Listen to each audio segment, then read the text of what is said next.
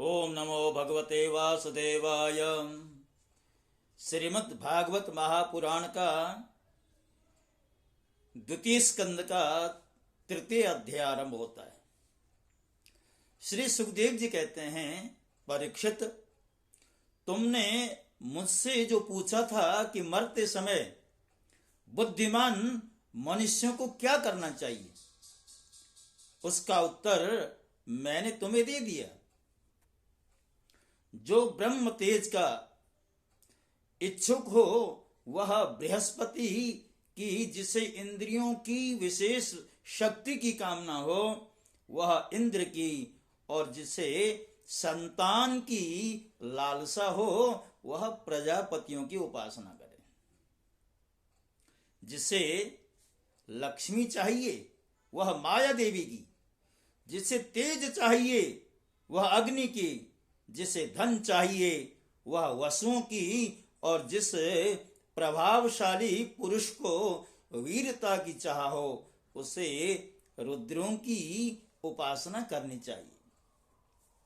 जिसे बहुत अन्न प्राप्त करने की इच्छा हो वह अदिति का, जिसे स्वर्ग की कामना हो वह अदिति के पुत्र देवताओं का, और जिसे राज्य की अभिलाषा हो वह विश्वे देवों का, और जो प्रजा को अपने अनुकूल बनाने की इच्छा रखता हो उसे साध्य देवताओं की आराधना करनी चाहिए। आयु की कामना से अश्विनी कुमारों का, पुष्टि की इच्छा से पृथ्वी का, और प्रतिष्ठा की चाह हो तो लोक माता पृथ्वी और आकाश का सेवन करना चाहिए। सौंदर्य की चाह से गंधर्वों की, पत्नी की प्राप्ति के लिए उर्वशी अप्सरा की, और सबका स्वामी बनने के लिए ब्रह्मा की आराधना करनी चाहिए। जिसे यश की इच्छा हो वह यज्ञ पुरुष की, जिसे खजाने की लालसा हो वह वरुण की, विद्या प्राप्त करने की आकांक्षा हो तो भगवान शंकर की, और पति पत्नी में परस्पर प्रेम बनाए रखने के लिए पार्वती जी की उपासना करनी चाहिए। धर्म उपार्जन करने के लिए विष्णु भगवान की, वंश परंपरा की रक्षा के लिए पितरों की, बाधाओं से बचने के लिए यक्षों की, और बलवान होने के लिए मरुद गणों की आराधना करनी चाहिए। राज्य के लिए मनवंतरों के अधिपति देवों की, अभिचार के लिए नृति की, भोगों के लिए चंद्रमा की, और निष्कामता प्राप्त करने के लिए परम पुरुष नारायण की उपासना करनी चाहिए।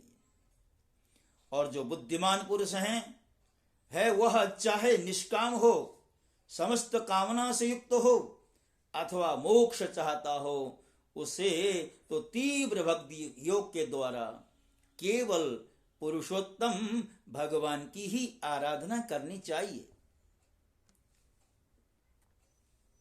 जितने भी उपासक हैं उनका सबसे बड़ा हित इसी में है कि वे भगवान के प्रेमी भक्तों का संग करके भगवान में अविचल प्रेम प्राप्त कर लें। ऐसे पुरुषों के सत्संग में जो भगवान की लीला कथाएं होती हैं उनसे उस दुर्लभ ज्ञान की प्राप्ति होती है, जिससे संसार सागर की त्रिगुणमयी तरंगमालाओं के थपेड़े शांत हो जाते हैं, हृदय शुद्ध होकर आनंद का अनुभव होने लगता है, इंद्रियों के विषयों में आसक्ति नहीं रहती, कैवल्य मोक्ष का सर्वसम्मत मार्ग भक्ति योग प्राप्त हो जाता है। भगवान की ऐसी रसमयी लीलाओं का चस्का लग जाने पर भला कौन ऐसा है जो उनसे प्रेम न करे। शौनक जी ने कहा, सूत जी, राजा परीक्षित ने सुखदेव जी की यह बात सुनकर उनसे और क्या पूछा। वे तो सर्वज्ञ होने के साथ साथ मधुर वर्णन करने में भी बड़े निपुण थे। तो सूत जी, आप तो सब कुछ जानते हैं, हम लोग उनकी वह बातचीत बड़े प्रेम से सुनना चाहते हैं। आप कृपा करके अवश्य सुनाएं, क्योंकि संतों की सभा में ऐसी ही बातें होती हैं जिनका पर्यवसान भगवान की रसमयी लीला कथा में ही होता है। पांडुनंदन महारथी राजा परीक्षित बड़े भगवत भक्त थे। बाल्यावस्था में खिलौनों से खेलते समय भी वे श्री कृष्ण का ही रस लेते थे। भगवानमय श्री सुखदेव जी भी जन्म से ही भगवत परायण हैं। ऐसे संतों के सत्संग में भगवान के मंगलमय गुणों की दिव्य चर्चा अवश्य ही हुई होगी।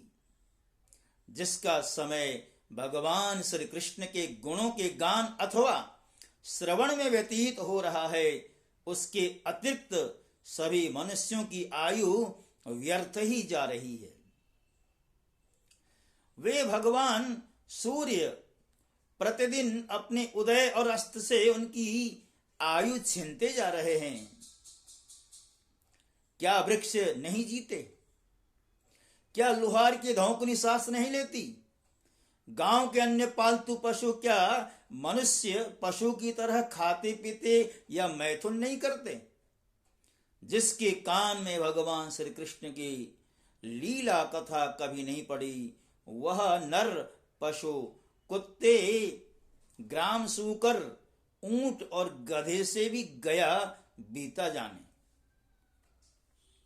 सूत जी, जो मनुष्य भगवान श्री कृष्ण की कथा कभी नहीं सुनता, उसके कान बिल के समान है। जो जीव भगवान की लीलाओं का गायन नहीं करती, वह मेढक की जीभ के समान टर्र टर्र करने वाली, उसका तो न रहना ही अच्छा है। जो सिर कभी भगवान श्री कृष्ण के चरणों में झुकता नहीं, वह रेशमी वस्त्र से सुसज्जित और मुकुट के युक्त होने पर भी बोझा मात्र है। जो हाथ भगवान की सेवा पूजा नहीं करते, वे सोने के कंगन से भूषित होने पर भी मुर्दे के समान माने गए हैं। जो आंखें भगवान की याद दिलाने वाली मूर्ति, तीर्थ, नदी आदि का दर्शन नहीं करती, वे मोरों की पांख में बने हुए आंखों के चिन्ह के समान निरर्थक हैं। मनुष्यों के पैर चलने की शक्ति रहने पर भी न चलने वाले पेड़ों जैसे ही हैं, जो भगवान की लीला स्थलियों की यात्रा नहीं करते। जिस मनुष्य ने भगवत प्रेमी संतों के चरणों की धूल कभी सिर पर नहीं चढ़ाई, वह जीता हुआ भी मुर्दा है। जिस मनुष्य ने भगवान के चरणों पर चढ़ी हुई तुलसी की सुगंध लेकर उसकी सराहना नहीं की, वह श्वास लेता हुआ भी श्वास रहित शव है। सूत जी, वह हृदय नहीं लोहा है जो भगवान के मंगलमय नामों का श्रवण कीर्तन करने पर भी पिघल कर उन्हीं की ओर बह नहीं जाता।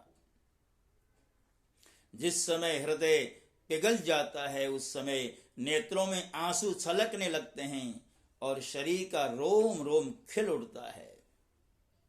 प्रिय सुत जी, आपकी वाणी हमारे हृदय को मधुरता से भर देती है। इसलिए भगवान के परम भक्त आत्मविद्या विशारद श्री सुखदेव जी ने परीक्षित के सुंदर प्रश्न करने पर जो कुछ कहा, वह संवाद आप कृपा करके हम लोगों को सुनाइए। सज्जनों, एक जो श्रोता होता है, उसके अंदर कैसे निष्ठा होनी चाहिए, ये उदाहरण शौनक जी महाराज प्रस्तुत कर रहे हैं। और सूत जी भी ऐसा प्रयास करते हैं कि शौनक जी के प्रश्नों का समुचित उत्तर उनको दे दिया जाए। राजा परीक्षित और महात्मा श्री सुखदेव जी के बीच में जो संवाद आगे होना है, भागवत जी की पुण्यमयी कथा का सुनना व सुनाना, ये जो प्रसंग आगे आरंभ होने वाला है, उस प्रसंग को लेकर के, उस संवाद को लेकर के आज शौनक जी के मन में कितनी बड़ी निष्ठा है, ये बहुत ही आदरणीय है। तो इसलिए श्रोताओं को कैसा निष्ठ होना चाहिए, इसी के साथ साथ ये जो द्वितीय स्कंद का तृतीय अध्याय है, इसको यहीं पर विश्राम दिया गया है। अब आगे चतुर्थ अध्याय का प्रसंग आपके समक्ष रखा जाएगा। तब तक के लिए जय श्री कृष्ण।